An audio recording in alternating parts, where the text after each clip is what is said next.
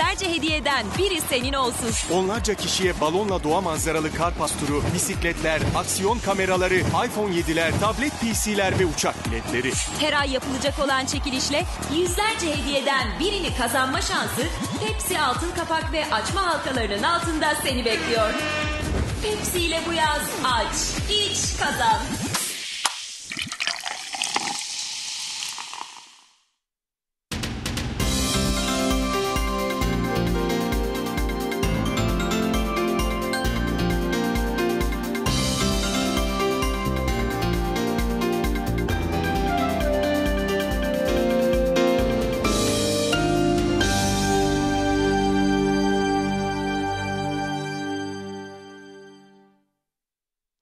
Değerli izleyenler, birlikteliğimiz devam ediyor. Sabah saatlerinde de ifade ettiğim gibi bugünkü stüdyo konuğumuz Milli Eğitim ve Kültür Eski Bakanı Sayın Özdemir Berova.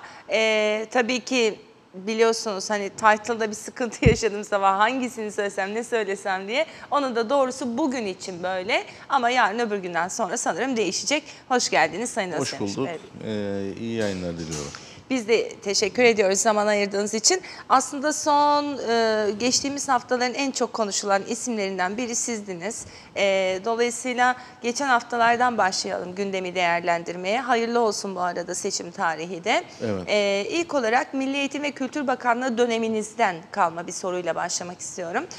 83 çocuk Girne'de okulsuz kalmıştı. Eğitim dönemi başlamasına rağmen ve yarı yıl bitmesine rağmen bu çocuklar okula gidemedi.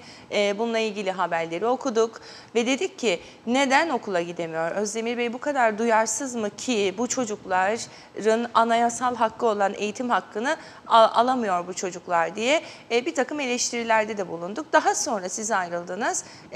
Maliye Bakanı veya Demokrat Parti, çok fazla title var. Demokrat Parti Genel Başkanı diyelim o zaman. Sayın Serdar Denktaş'ın Milli Eğitim ve Kültür Bakanlığı'nı da uhdesine katmasıyla beraber bu çocuklar eğitime kavuştu. Böyle bir haber okuduk.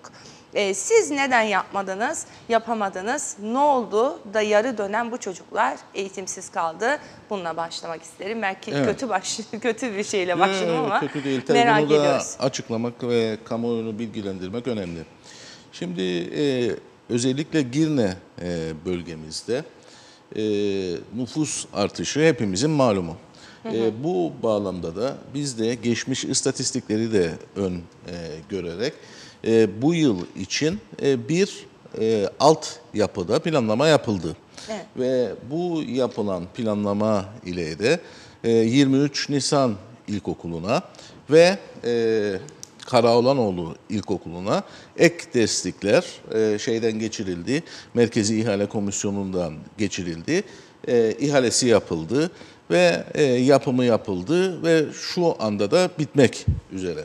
Bu ihale süreçleri neden uzadı? Önce çok kısaca onlara değinmek istiyorum.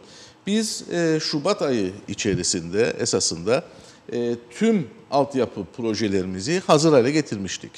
Ancak geçen süreç içerisinde bu projelerin bloke alma süreci, blokelerden Merkezi İhale Komisyonu'na geçiş süreci, Merkezi İhale Komisyonu'nda bekletilme süreci ile bizim planladığımız Haziran ayının birinde kazma vurulup sözleşme imkanını sağlamak mümkün olmadı. Çünkü yeni ihale yasasıyla da belli bir gün bekleme süresi mevcuttu ve bu bekleme süreleri de göz önüne alındığı zaman sözleşmeler Haziran'ın ortasında ve 50'ye yakında altyapı için yatırım projesi gönderdiğimizde ki bunların toplam bedeli de 22,5 milyon TL'ye denk geliyordu ki çok uzun yıllardan sonra ilk kez bu kadar büyük meblağda altyapı yatırımı yapıldı. Girne bölgesi için ise bu yatırımları yapmayı planladık ve yapmaya başladık. Şimdi Girne bölgesinde okul öncesi eğitim çağı için 4 yaş ve 5 yaş anaokulu eğitim ve öğrenimi var.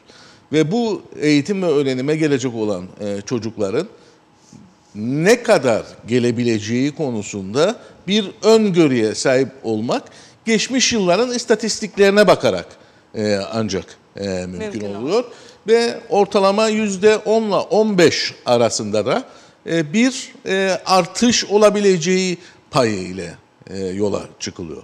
Ancak Girne bölgesinde 4 yaş grubunda özellikle %100'ün üzerinde bir artış gördük bu sene için.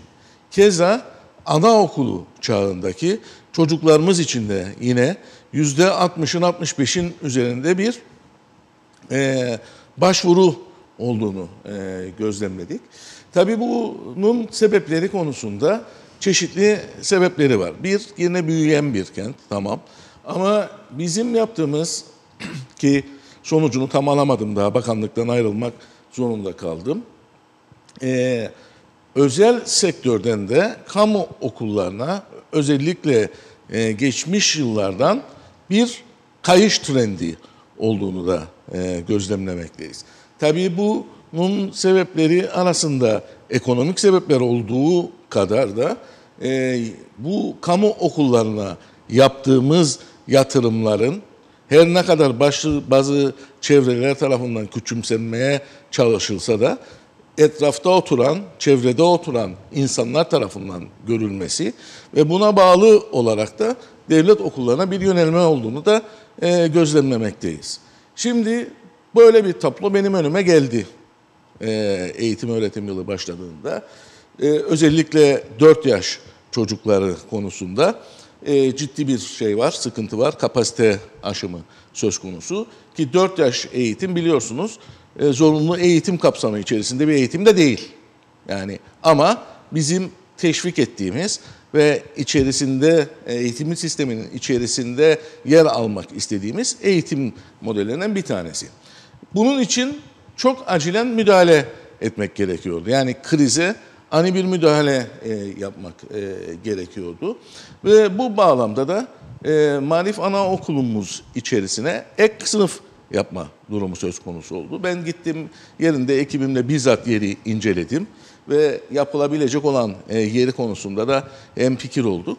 Ancak bunu ihale yoluyla hayata geçirmeye çalışsak en az bir 6 aylık 7 aylık bir süreç söz konusuydu. Girne'nin iş adamlarından biriyle konuştum ve dedim ki yani hayır için bir yardımınıza ihtiyacı var eğitimin.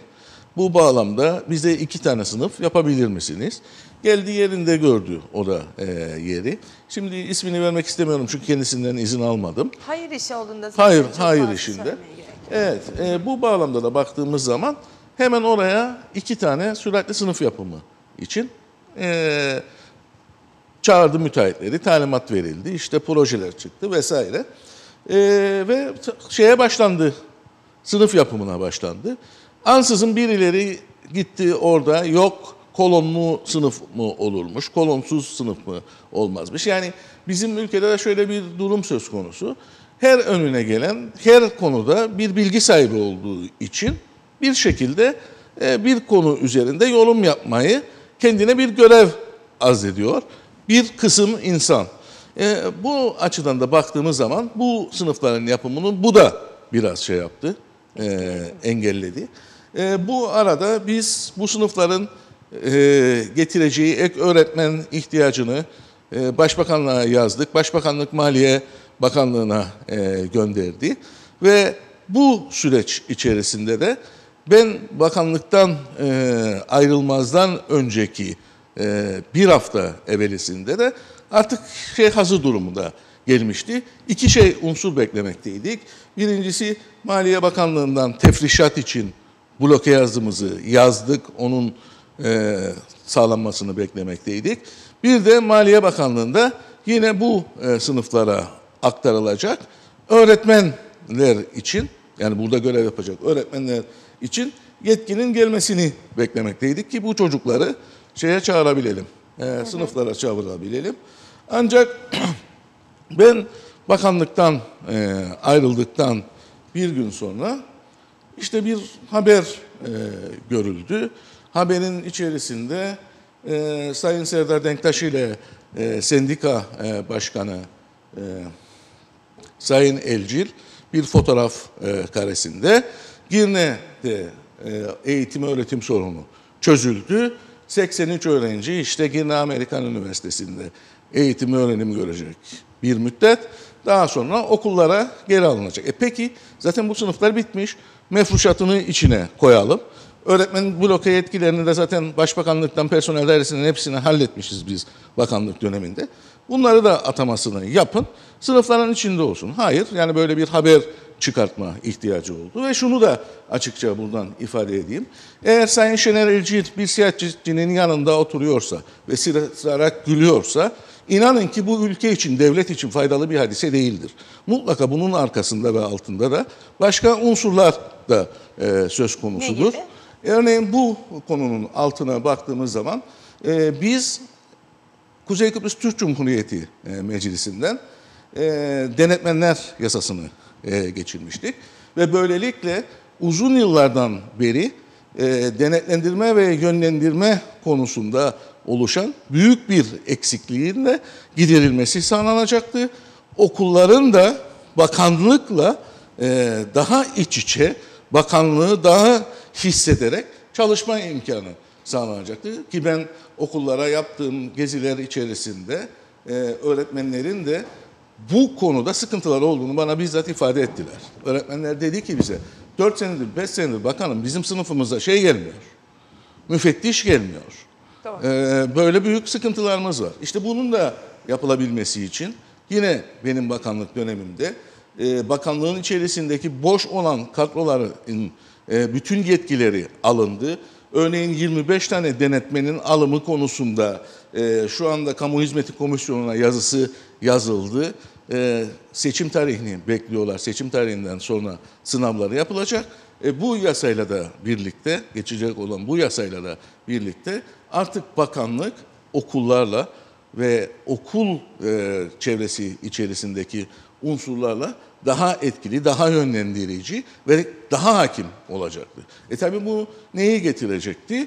Sendikanın okullar üzerindeki şu anda kurduğu mutlak bir hakimiyet var.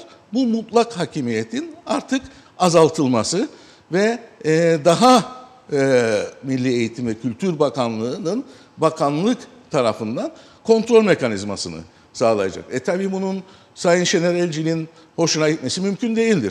Sayın Şener Elcil'in açıklamalarına baktığınız zaman en temel hedeflerinden bir tanesi Kuzey Kıbrıs Türk Cumhuriyeti'nin yok olmasını ifade ediyor sürekli ve çıkardığı ajandayla ilgili de içerisindeki şeyler de malumunuzdadır. İşte böyle bir unsur ile birlikte bu konuda geri adım atılmış ve bu yasa maalesef Meclis Komitesi'nden geri çekilmek suretiyle de böyle bir tablo oluştuğuna ben inanmaktayım. Ama tabii bunun sonucunda da bu ülkeye artı bir fayda kalmadığını ifade etmek istiyorum. Girne Amerikan Üniversitesi'ne giden öğrenci sayısına da baktığımız zaman aldığım bilgilere göre 30 civarında bir öğrenci işte bir hafta süre ile burada eğitim görmüşler. Bugünden itibaren de okullarına döndüler. Yani kamu okullarına dönerek eğitim öğretim görmeye devam ediyorlar. Yani burada Girne bölgesinde beklenenin artış oranının 2 misli kadar bir artış ile bir artış olması okul öncesinde özellikle bizi sıkıntıya sokmuştur. Toplamda 1500 öğrenci sistemin içerisine artı olarak bu yıl girmiştir. Ve bu 1500 öğrenciyle mevcut okullar içerisinde yedirmek suretiyle yani mevcut okullardaki o ortamlar içerisine daha önceden yapılan altyapı çalışmalarının da varlık olarak yerleştirilmeyi başarmıştır. Ve çok da fazla öğretmen sıkıntısı da yarattırmadan bu unsurlar burada devam ediyordur. Burada eğitim öğrenim devam ediyordur. Girne bölgesi için biz yine beyaz bölge diye tabir edilen ki beyaz bölge olan bölge ekonomik anlamda biliyorsunuz Girne'nin ana kalbidir. Yeni Girne Limanı yoluna giden bir bölgede 6,5 dönümlük bir araziyi de İçişleri Bakanlığı'yla yaptığımız ortak çalışmayla tespit ettik. Bu arazi de Bakanlar Kurulu kararı ile şimdi bizim üzerimiz, bizim demeyeyim yani Milli Eğitim ve Kültür Bakanlığı'nın üzerinde, bizde de dil açıklığı oldu, bizim üzerimizde diyoruz. Milli Eğitim ve Kültür Bakanlığı'nın üzerine çevrilmiştir. Burada da yeni bir ilkokul yapılabilmesi mümkün olacaktır. Bir önceki yıl işin birkaç yıl hatta bir 5 yıllık rahatlanabilmesi adına başka bir projemiz vardı.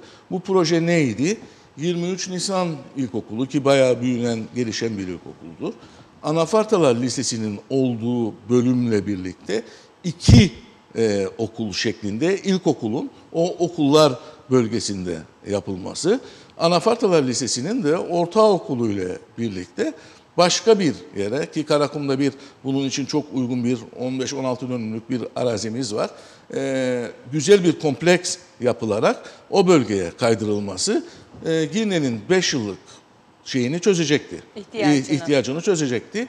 Ancak yine başta Şener Elcil olmak üzere ve diğer unsurlar bir olay çıkarttılar. İşte Anafartalar Lisesi'nin yeri değişilemez. Anafartalar ruhu var. Sanki bir lisenin ruhu içindeki o mekanıyla şeydir ki Anafartaların ismini aldığı lisenin şeyine bakarsak, kuruluşuna bakarsak ki benim rahmetli babam da ortaokul olduğu dönemde oradan mezun olduğu için biliyorum.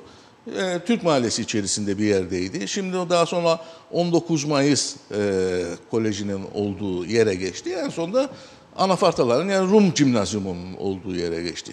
Anafartaların esas ruhu kendi yetiştirdiği öğrencilerde mekanın daha iyi olup daha bir kompleks bir yerde bu ruhun yaşatılması daha kolayken işte bir takım yine unsurlar devreye girdi ve bunda engellendi.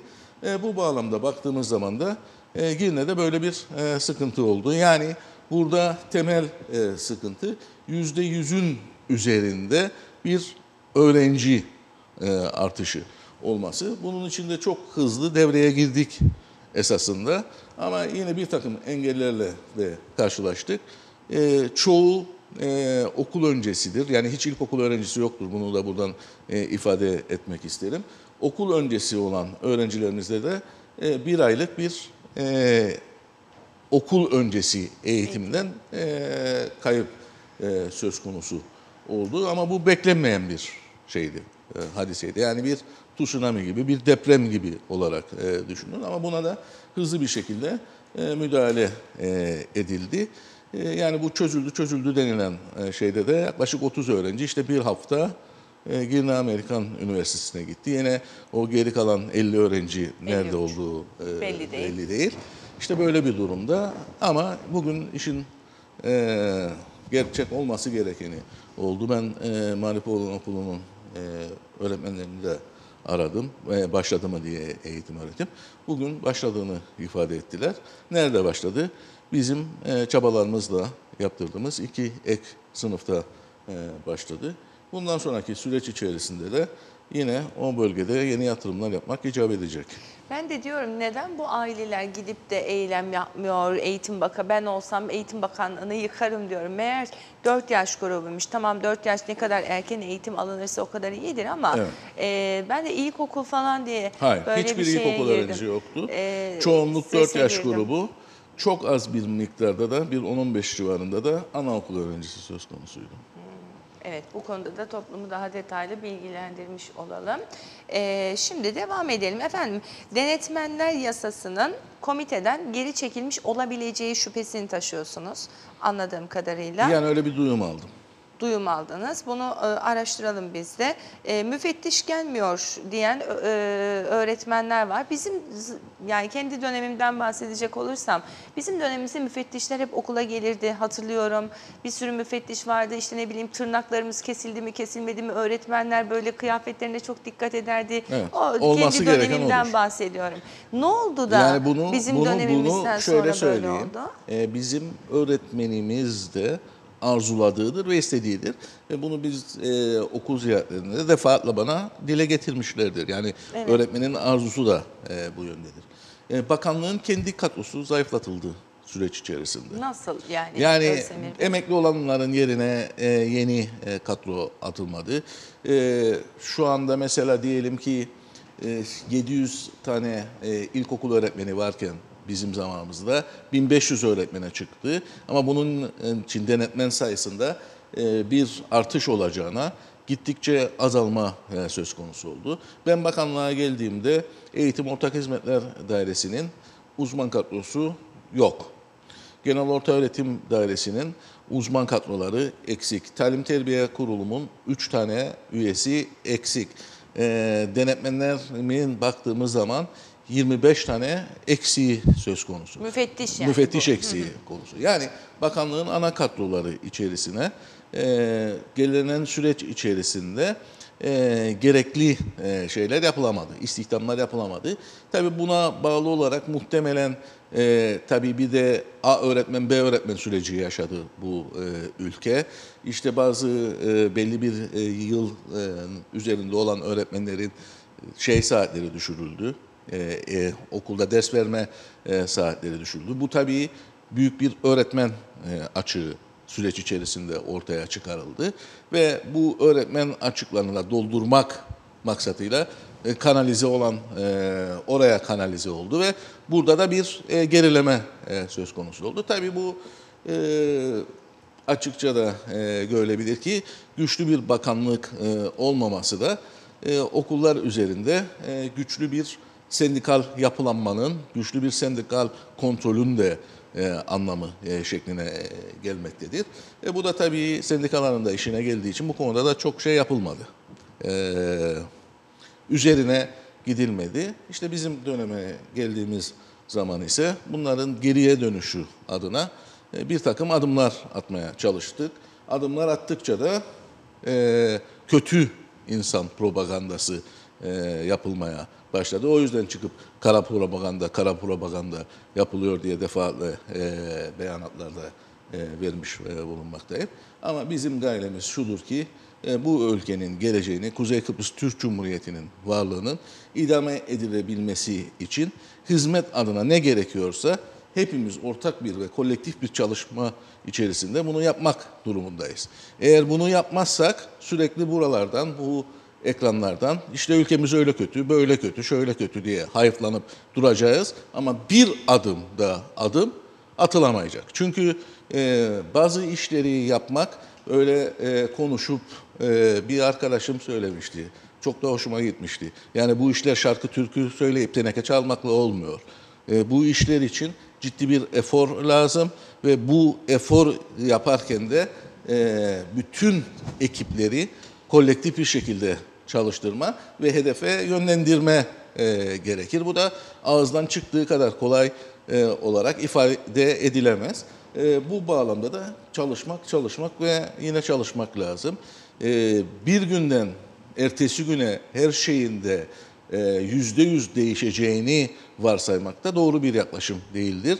Bu atılan adımların yansımaları önümüzdeki 3 senede, 5 senede ortaya çıkacaktır. Şimdi biz Milli Eğitim Bakanlığı'nın içerisindeki o kadroların doldurulması için son aşamaya geldik ki düşünün ben bütün uğraşlarıma rağmen bir yıllık bir süreç söz konusu oldu bu aşamaya getirebilme adına. Ama Şubat'tan sonra bu kadrolar dolduktan sonra eğer yasalar içerisindeki de o yıllar içerisindeki sıkıntılar giderilebilirse Eğitim Bakanlığı eğitimi kontrol edebilen, yönetebilen ve yönlendirebilen konuma gelecektir. Bu da önümüzdeki 10-15 senenin gençlerini kurtaracaktır. Bizim Eğitim Bakanlığımız döneminde ilk kez artı farklı bir uygulama daha oldu. Program bazlı eğitim müfredatı yapıldı ve Kuzey Kıbrıs Türk Cumhuriyeti'ndeki yıllarda söylenirdi ve denirdi ki kitaplarımız neden bizim ülkemizde basılmıyor? Bizim üniversitelerimizdeki öğretim üyelerimiz, bizim okullarımızdaki öğretmenlerimiz ve yine seçkin bilim insanlarıyla birlikte hazırlanan bu müfredatta hayata girdi. Birinci aşamasını geçen yıl hayata soktuk. 1, 4, 6. sınıfları. 2, 5 ve 7. sınıfları bu yıl hayata soktuk.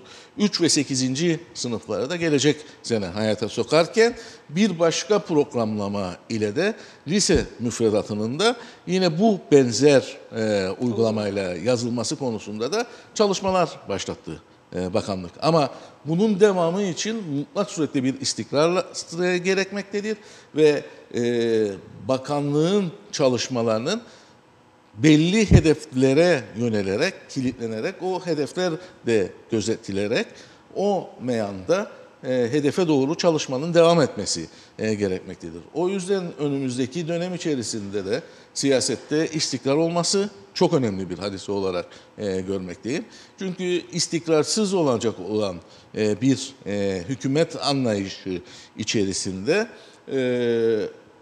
yine bir sürü insandan çıkan farklı farklı sesler ile belli bir hedefe odaklanma konusunda sıkıntılar yaşanılacak. Yine her gün televizyon programlarında ortaya çıkacağız. İşte bu böyle kötüydü, bu böyle şeydi diye sürekli hayıflanmaya devam edeceğiz.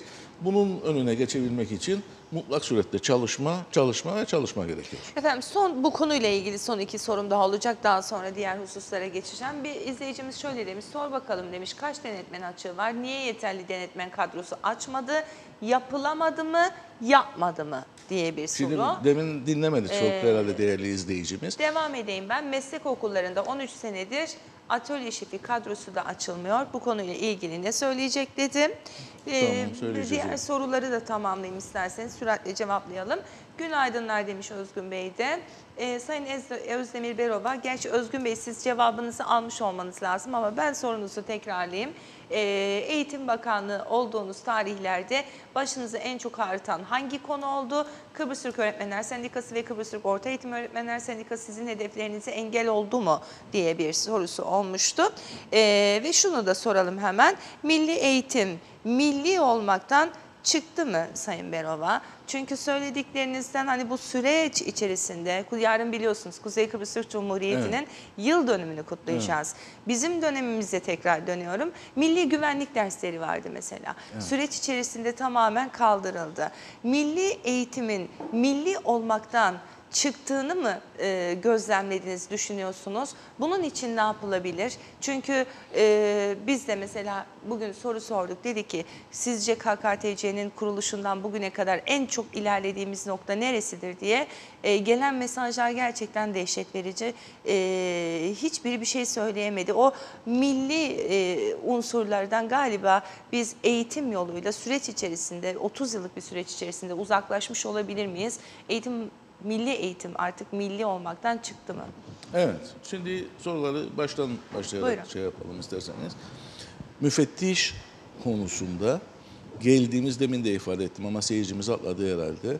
Bakanlığa başladığım günden itibaren girişimlere başladım. Ve girişimlerin sonlandırılması yaklaşık 1-1,5 ay önceye denk gelen bir süreç içerisinde oldu. Ve bundan da Kamu Hizmeti Komisyonu'na yazıldı. Seçim yasakları da araya gireceği için hatta Kamu Hizmeti Komisyonu tarafından sınav tarihi de verildi. Çünkü yasanın ve tüzüğün içerisindeki bazı maddeler bu süreç içerisinde daha önce açılan denetmenler sınavın yapılmamasını sağlamaktaydı. 3,5 yıl önce 8 denetmen için açılan sınavı yine bu yasa ve tüzüklerdeki o değişiklikleri yaparak tamamlattık. Bunlar 3 tane denetmenimiz göreve başladı. 8 denetmen için kadro açılmıştı. 20 denetmen artı 5 denetmen de 25 denetmen diğer kadro sistemi içerisinde entegre edildi ve 25 için tekrardan yetki alındı ve bu da Kamu Hizmeti Komisyonu'na gönderildi. Yani şunu ifade ettim, seyircimiz de şunu iyice algılasın. Bu tür olaylar böyle bugün düğmeye basıyoruz, 30 tane denetmenimiz eksik, hadi yarın 30 tane denetmen alalım, öyle olmuyor. Yani bunların süreçleri, bunların prosedürleri gerçek anlamda bir efor sarf etmesini sağlıyor bakanlıkların. Ve bakanlık kadroları da bunları planlarken işte ben her gün bürokratlarıma ne oldu, yazışma hangi aşamada, ne devrede, neredeyse her gün sormama rağmen bir yıllık bir şeye ihtiyaç duyduk bunu alabilme konusunda. Tabii bu geçmişten gelen o yasa ve tüzüklerdeki yine bir takım sıkıntılardan kaynaklanıyor. Birçok şeyin değişmesi gerekiyor. Bunların draftlarını hazırladık. Bazılarını mesela yükseköğrenim yasasını meclisten geçirdik. Denetmenler yasası meclisten geçmişti ama geri gelince şimdi komiteden geri çekildiğini duydum ki ben çok üzüldüm buna. Bakanlıkla okulları kavuşturacak bir hadiseydi. Tabii burada milli kelimesinin konusuna gelecek olursak, milli kelimesinde milli kavramını okullara tam olarak aksettirebilmek için bakanlığın okullar ile tam olarak okullar üzerindeki o hassas ilişkiyi kurması icap ediyor. Yoksa her bir okul kendi içerisinde nasıl bir kelimeyle ifadelendireyim? Kendi otonom bir çalışma mekanizması yapıyor. Yani tam otonom da değil ama yani o yakın ilişki kurulamıyor. Buna bağlı olarak da sendikalarda biliyorsunuz sürekli neler deşarj etmeye çalışıyor topluma, özellikle bu öğretmen sendikaları ve KİTÖS özellikle. Tabii bunlar da bir şekilde etkileşimler yaratıyor. İşte bütün bunları geri getirebilme adına çok çalışmak lazım. Bu mevcut yıllar içerisindeki o yasal sendika adına kendi kontrollerini yaratabilecek ortamı da geriye aldırmak lazım. Bu da niye yapmadınız? Bir günde yapılacak hadiseler değil ki bu işler. Bunlar adım adım, bıkmadan, yılmadan, sürekli bir efor sarf ederek, belki bir yılda, belki 2 yılda, belki 3 yılda yayılarak ve sürekli de bunun üzerinden çalışmak suretiyle yapılması gereken ve bu arada da tabii bunun karşılığında da karşı saldırıları da her gün basında, televizyonda çıkan karşı saldırıları da göğüsleyerek yapılması gereken unsurlar. Yani böyle bunun içinde bir çelik gibi de sinir sahibi olması gerekir. Bu yola çıkan insanların yani bunlar böyle ağızdan çıktığı kadar kolay ifade edilir şeyler değil yani. Mesela, ama bunun için yani gerçek anlamda çalışma yaptık yani biz bakanlık dönemimizde. O yüzden çok eleştirildik özellikle de sendikalar tarafından. Atölye şeflerine gelince, şimdi eğitim sistemi içerisinde atölye şefliği konusunda bir şef açısından eksiklik olduğu doğrudur. Ama ben bürokratlarımı çağırdığım zaman yani nedir bu atölye şefleri, bunları nasıl yapalım, nasıl idame ettirelim diye sorduğumuz zaman atölye şeflerinin geçmişte çok sıkıntılı süreçler içerisinde olduğunu, okul idareleriyle olduğunu ifade ettiler.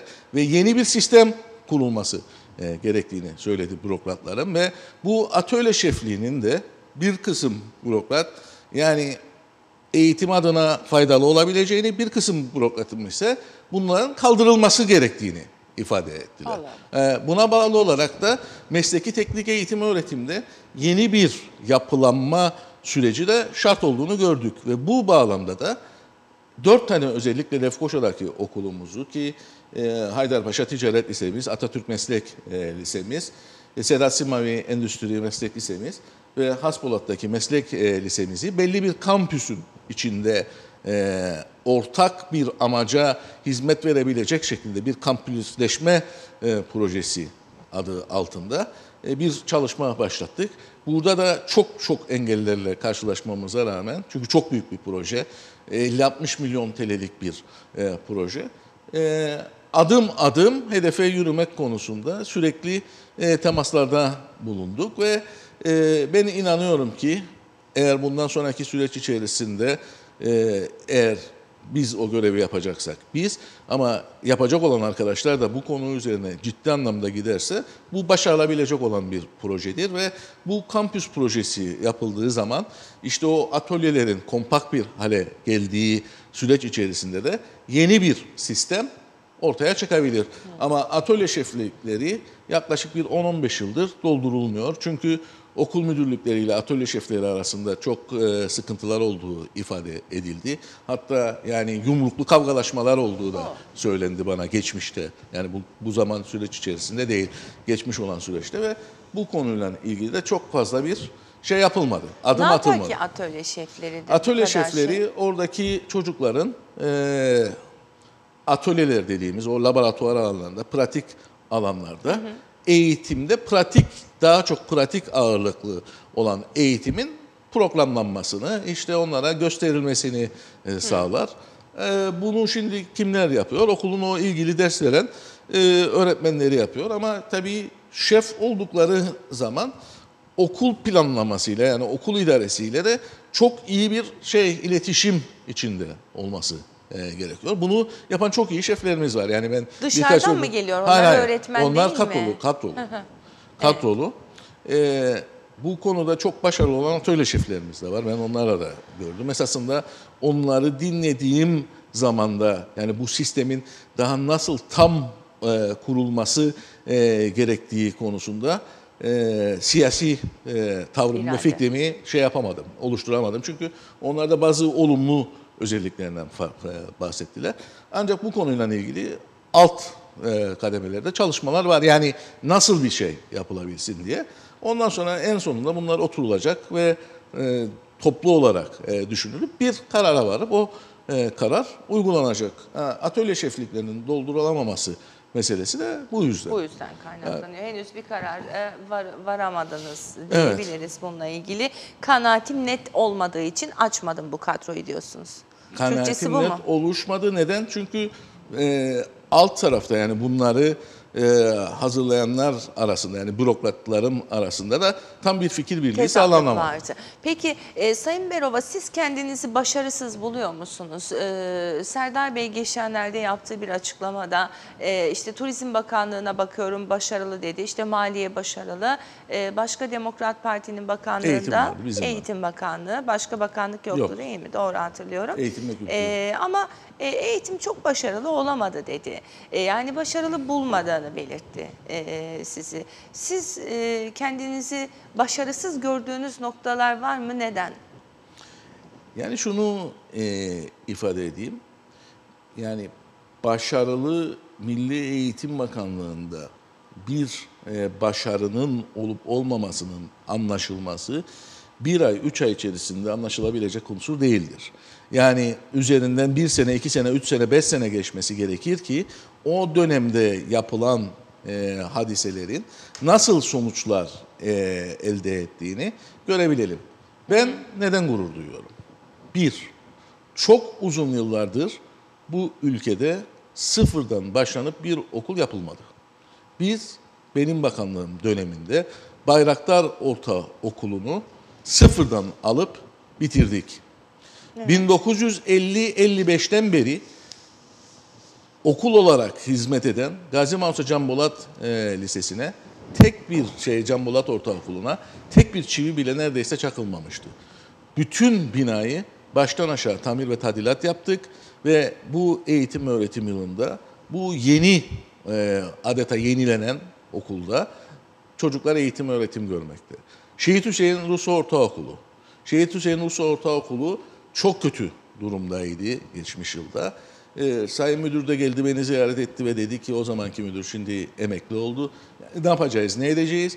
Gittik orada o okulu da baştan sıfırdan yeni yaptık ve şu anda gelecek seneden itibaren de Fen Lisesi ve Bülent Ecevit Anadolu Lisesi sonuçlarına baktığımız zaman ki başarısı iyi olan bir okuldu Şehit Hüseyin Rus Ortaokulu.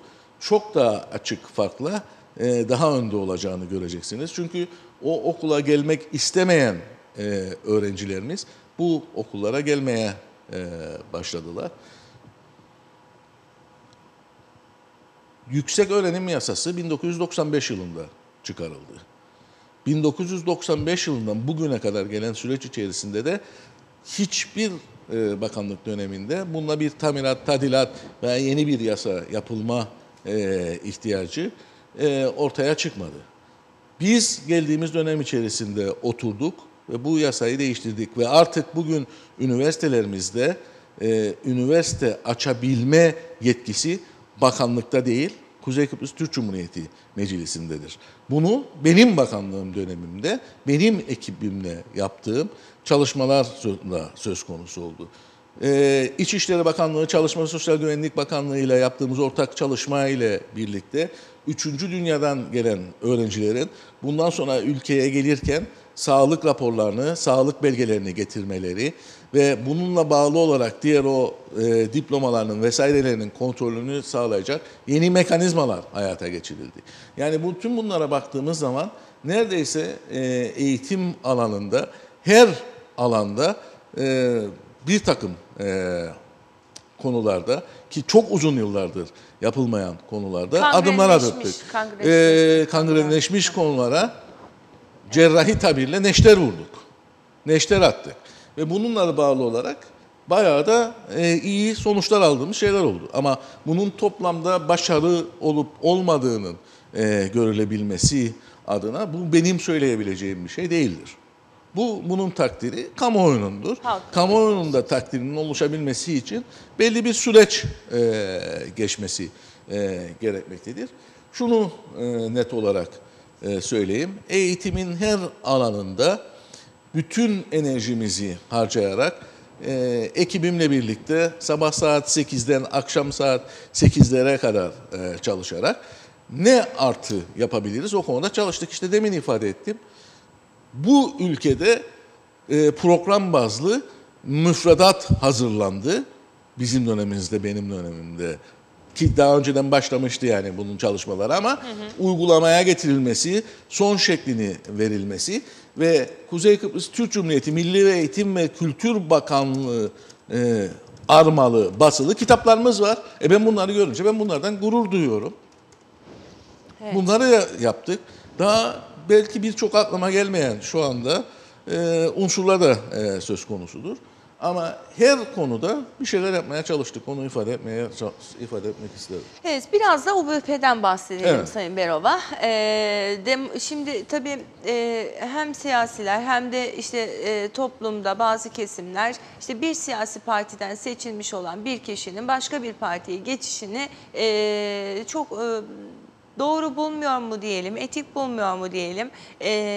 Bilemedim orada hangi cümleyi kullanmam gerektiğini ama netice itibariyle olumlu karşılamadıkları yönünde bir takım haberler var, söylemler var. Sosyal medyada yine görüyoruz. Bunlarla ilgili düşüncelerinizi öğrenmek istiyorum. Bir de siz aslında zaten UBP tabanından mı geliyordunuz? Yani öyle hatırlıyorum. Yanlışım varsa düzeltin.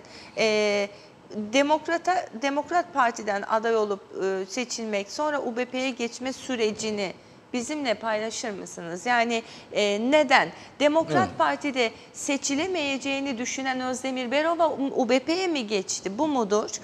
Bunlarla ilgili sizden bilgi almak istiyorum.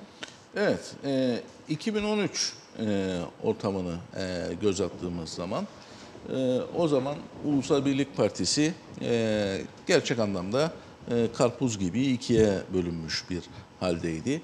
Ve o zamanki yönetim anlayışı içerisinde de birliktelikten çok bir ayrışma söz konusuydu. Ve bu ayrışmanın tezahürü olarak da Demokrat Parti ulusal güçler adını alarak siyaset sahnesinde farklı bir kulvara girdi. Ve bu bağlamda da ben de Demokrat Parti ulusal güçlerden aday oldum ve Girne bölgesinde partimden 1. sırada milletvekili olarak seçildim ve parlamentoya girip hizmet vermeye başladım. Şimdi buna baktığımız zaman sonuçta bizi Demokrat Parti ulusal güçlerin seçmenleri seçerek meclise getirdi ve bu seçmenlerle de birlikte bize işte 4 yıllık, 5 yıllık neyse bir süre çalışma hadisesi verdi. Bu geçen süreç içerisinde ben şunu gördüm. Önce bu ulusal güçler diye tabirlenen kesimde, yani milletvekilleri açısından söylemiyorum, halk tarafından, seçmen tarafından oy veren kişiler tarafından partiden kopup uzaklaştığını gördüm. İkincisi, O zamanki ilçe başkanı ve ilçe yönetim kurulu, ki bu Demokrat Parti Ulusal Güçler kurulduğu zaman Demokrat Parti'nin o konu içerisinde oluşturduğu ilçe açısından bir gruptu. Şu anda neredeyse hiçbiri yoktur. İlçe başkanı yoktur vesaire yoktur. Hiçbiri yoktur. Yani partiden bir şekilde uzaklaşma söz konusu oldu. Ama biz... Ne anlamda yoktur? Gittiler. Gitti. O ilçe başkanı şu anda partinin ilçe başkanı değildir. Demokrat Parti'de değildir. O zamanki ilçe yönetim kurulunun şu anda birçoğu Demokrat Parti'nin içinde değildir. Ve bu bağlamda da baktığımız zaman yani 2013'ün içerisindeki ortam artık kesinlikle ve kesinlikle yoktur Demokrat Parti'nin şu andaki bünyesi içerisinde. Ama biz seçilmiş kişiler olarak her ne sıkıntımız olursa olsun bu seçilme sürecimizin tamamlanıncaya kadar olan süreç içerisinde ben şunu düşündüm. Çünkü hep şu ifade ediliyor ve bu ifade de bence doğru bir ifadedir. İşte sizi bu seçmen seçti. Madem ki görev yapmak durumundasınız.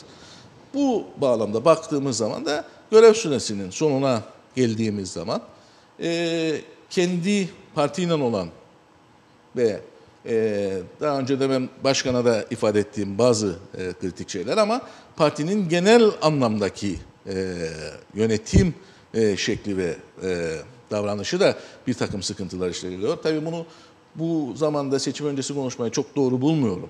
Belki seçimden sonra farklı bir şekilde bu oturulabilir, konuşulabilir ama şu aşamada şunu söylemek isterim ki yani çok farklı bir yapı söz konusu.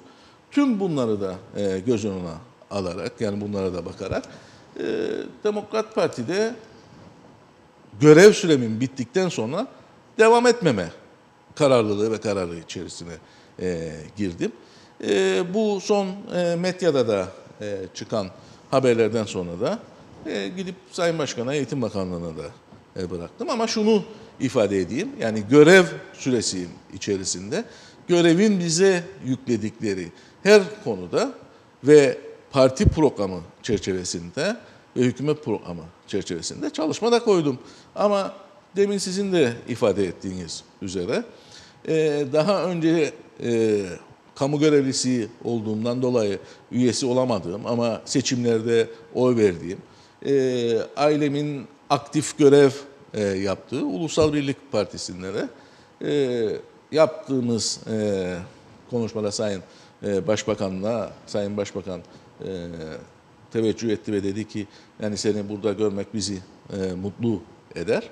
Ben de bu bağlamda bundan sonraki dönemde Ulusal Birlik Partisi ile yani bizim kökünden geldiğimiz partiyle devam etme kararı aldım.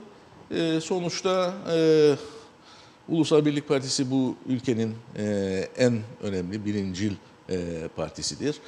Merkez sağ diye tanımlayacağımız kitlenin ana kitle partisidir. Ve bugün Demokrat Parti olsun ve diğer o merkez sağdaki olan partiler olsun, Ulusal Birlik Partisi'nin içerisinden kopan partilerdir. Ben merkez sağda birleşme ülküsünü de sürekli içerisinde tutan bir kimseyim. Çünkü Demokrat Parti içerisinde çalıştığım süreç içerisinde gördüğüm o temiz ruhlu olan demokrat partilerin içerisinde de hep iyi insanlar ve vatanını, milletini seven insanlar olduğunu görmekteyim. Bu insanlarımız eminim ki önümüzdeki süreç içerisinde merkez sağda da birleşmeyi sağlayacaklardır. Ve Kuzey Kıbrıs Türk Cumhuriyeti'ne hizmet verebilme adına Ulusal Birlik Partisi yoluna devam edecektir diye düşünüyorum. Ve şunu görüyorum bu dönem içerisinde 2013'ten farklı olarak. 2013'te demin de ifade ettiğim gibi yani o neredeyse ortadan ayrılma süreci içerisinde Ulusal Birlik Partisi %27 civarında bir oy almıştı. Demokrat Parti Ulusal Güçler'de %24 civarında bir oy almıştı ki bu da %50'nin üzerinde bir tabana hitap etmektedir. Ki bu %60'lık kadar bir tabana ulaşabilmektedir.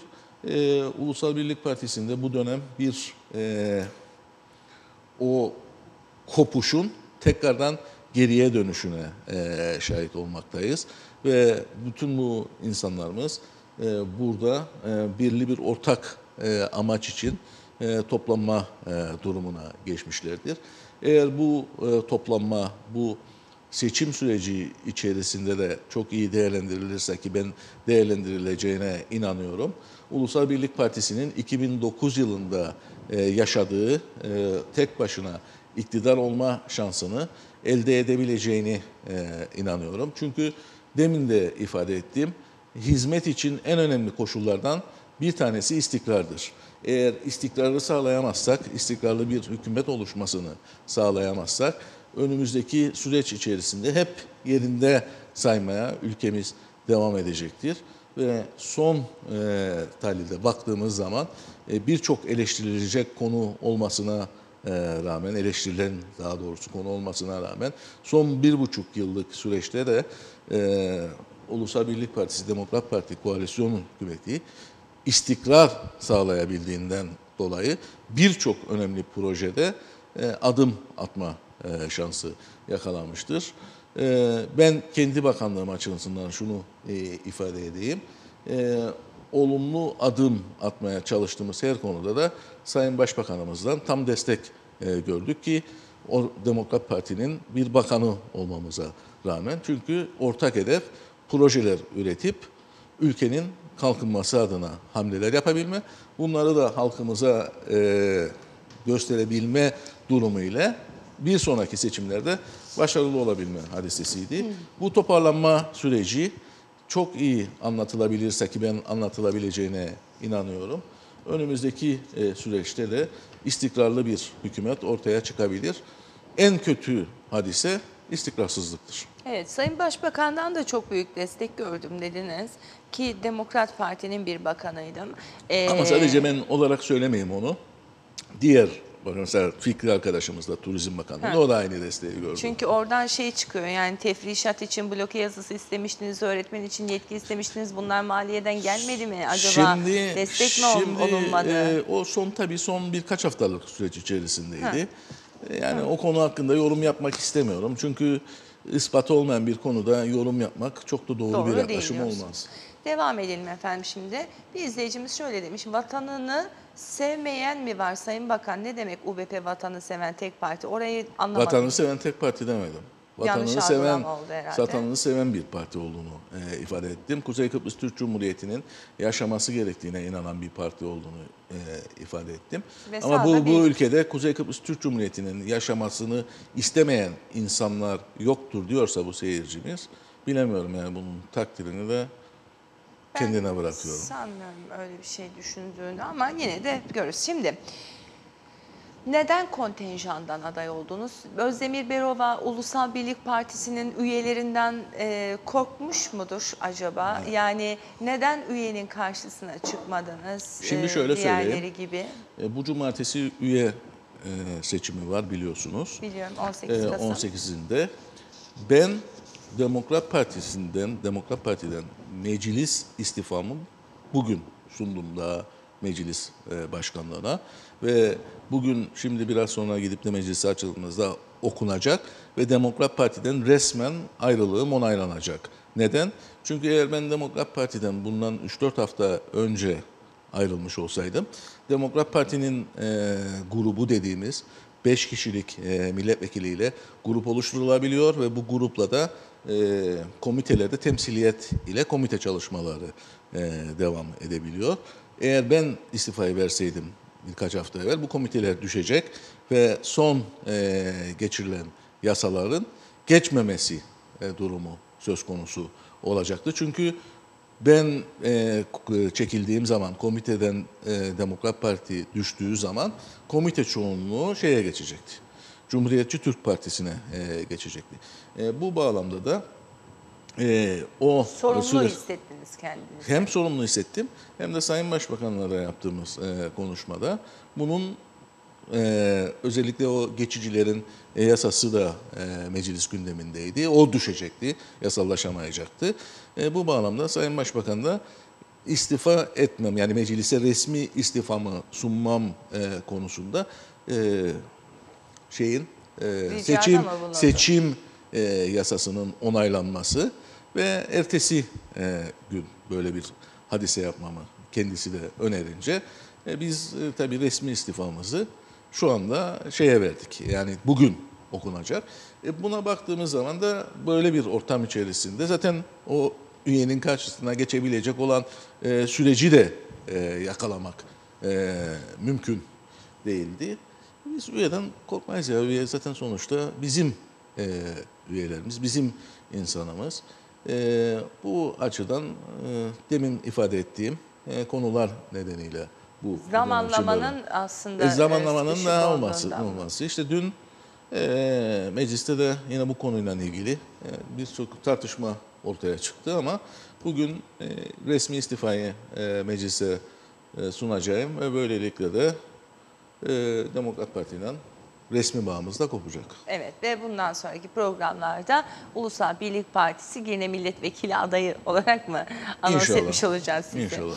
Peki Sayın Berova çok teşekkür ediyoruz. Sizi istifanızı vermek üzere uğurlamak durumundayız. Saatlerimiz 10.04'ü gösteriyor. Başka bir programda yeniden birlikte oluruz. Evet. Dediğim gibi yani projelerinizi paylaşırız. Gelecekle ilgili olan projeleri de çalışma forumumuzda paylaşırız. Sonuçta 7 Ocak'ta seçime gidiyoruz. Ben 7 Ocak'ın tüm ülke için hayırlı olmasını diliyorum buradan bir kez daha. Ve şunu en önemli şekilde bir kez daha vurgulamak istiyorum. Çünkü hem vatandaş olarak hem siyasetçi olarak bir de şöyle bir unsur yaşadım ben bu 4,5 yıllık süreç içerisinde. İktidar milletvekilliği yaptık. Komite başkanlığı yaptık buna vesile olarak. Bakanlık yaptık, muhalefet milletvekilliği yaptık, yine bakanlık yaptık. Yani mecliste yaşanması gereken o tüm unsurları bu 4,5 yıllık bir süre içerisinde, kısa süre içerisinde yaşamış olduk. Şunu net olarak gördüm. Eğer ülkenin daha ileriye gidebilmesini istiyorsak istikrar ve istikrar kesin şarttır. İstikrarsızlık ise ülkeye büyük bir zarar verir. Bu bağlamda da baktığımız zaman bu toparlanma sürecini de gördüğümüz Ulusal Birlik Partisi'nde bu istikrarı sağlayabilecek yegane parti olduğunu da düşünmekteyim. Bu karar verme sürecimde de bu da çok etkili olmuştur. Bunu da ifade etmek isterim. Peki, çok teşekkürler. Kolay gelsin. Değerli izleyenler, bugün için de birlikteliğimizi burada noktalıyoruz. Aklınızda olan tüm soruları sormaya çalıştık. Sayın Berova stüdyo konuğumuzdu. Şimdi istifasını Cumhuriyet Meclisi'ne sunmak üzere yanımızdan ayrılacak. Yarın Kuzey Kıbrıs Türk Cumhuriyeti'nin kuruluşunun yıl dönümünde sizlere günaydın diyeceğiz. Ve Kuzey Kıbrıs Türk Cumhuriyeti aslında nereden nereye geldi? Emekli bir milletvekiliyle burada konuşacağız. Sayın Ergün Vehbi ile görüşmek temennisiyle hoşçakalın. Evet, ben de son bir soru. Buyurun. Cumhuriyet yıl dönümü de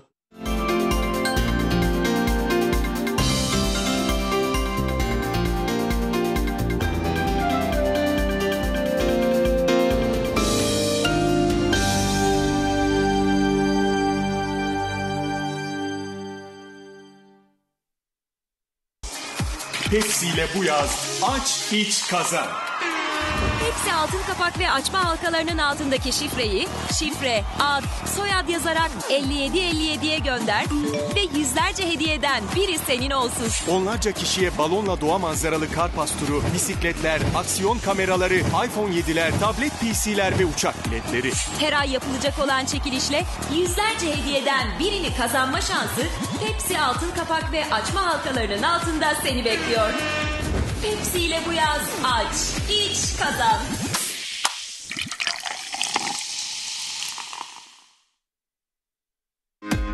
Yaptığı yayınlarıyla Kuzey Kıbrıs Gündemi